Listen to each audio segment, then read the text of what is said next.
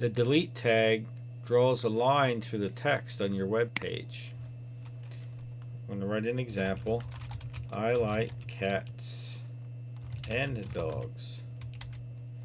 Alright, so when I render that, you have a normal line there, normal sentence. Now, let's say I want to delete and dogs.